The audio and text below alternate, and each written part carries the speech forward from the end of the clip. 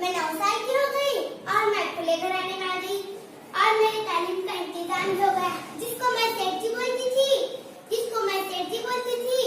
उन्होंने ही मेरी तालीम का इंतजाम किया। लिखते वक्त मेरे हाथ थर थर कांपने लगे, लेकिन सेठ जी ने मेरा साथ दिया।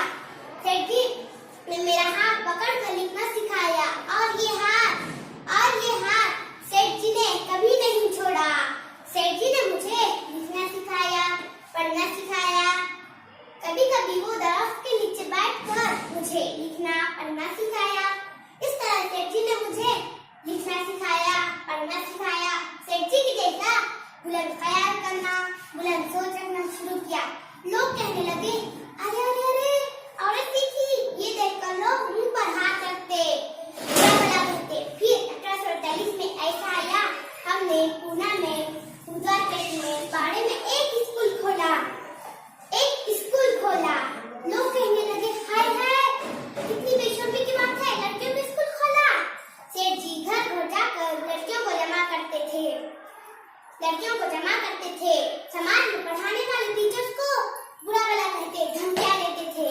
सावित्रीबाई और ज्योतिबा फुले को लोग पत्थर मारते, गालियां गलौज देते, लेकिन सावित्रीबाई और ज्योतिबा फुले ने हिम्मत नहीं हारी।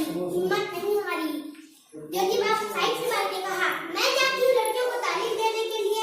फिर सावित्रीबाई रास्ते से गुजर रही थी तो आदमी ने कहा, ओ सावित्रीबाई कहाँ जा रही हो, ये रास्ता कट लो, मैं अपनी बेटियों को नहीं पढ़ाऊंगा। सावित्रीबाई ने हासिल करना बहुत जरूरी है।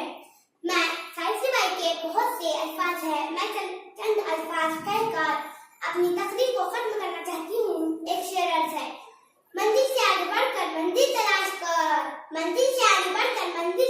कर, मिल जाए तुझको दरिया तो तू समंदर तलाश कर। दूसरा शेर अर्ज है, हर शीशा